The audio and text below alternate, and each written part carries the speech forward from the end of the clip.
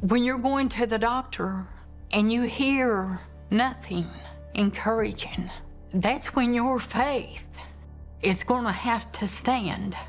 In November 2020, Jerilyn Baker's husband, David, started having constant nosebleeds. Doctors removed a polyp from his sinus cavity, but soon after, things got worse. When his face began to swell, I thought he's got an infection, and I told him we need to contact the doctor quickly. The results of a CT scan shocked the family. David's brother-in-law, Chuck Denny, was there. They told him he had stage 4 nasal cavity melanoma. The options they gave him, they said surgery wasn't an option because the facial disfigurement would be too massive. They told us that there was really nothing that they could do. Chemo wasn't for that type that he had. I'd never seen anybody healed of cancer. Every time I heard the word cancer, it was a death sentence. And I feel like, unless God moved, I feel like David would, he wasn't going to make it. My first thought was in my teaching is that we need to move into a fast and seek God heal him.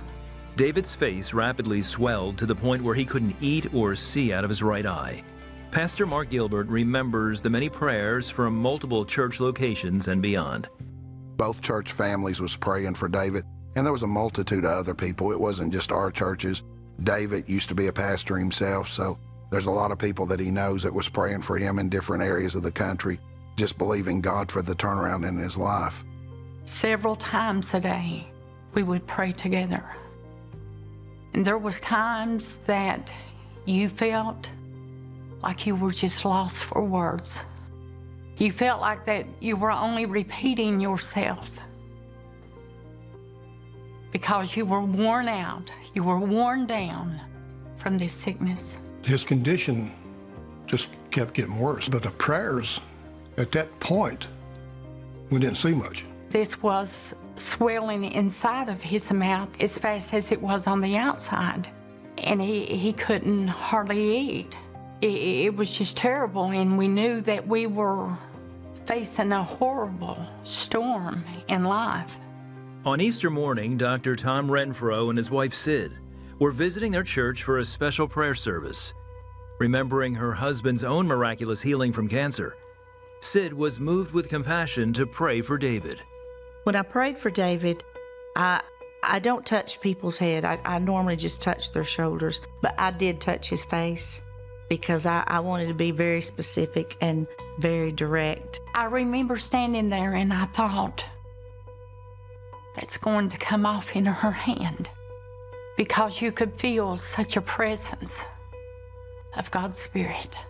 I prayed a prayer that my dad had prayed. By this time tomorrow, this side of your face will look like this side of your face, because that prayer had worked for my dad. The day after Easter, something amazing happened. He said, there's a change in my face. Do you see it? I said, I've already seen it. I looked at my wife and I said, I see a change in my face. She said, I do too, but I was afraid to say anything. So we decided to go eat with her family again. And we said, well, let's just see what they have to say. And they all seen me and they said, that thing's shrinking. And it was just a matter of days, it was gone. David's tumor vanished, and doctors later confirmed he is now cancer-free. The Bakers are forever thankful to God for answering their prayers. There's many people that has got a diagnosis like David,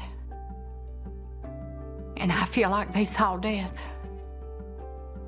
Maybe they prepared for death. But I'd say don't give up. I'd say take His word into your spirit.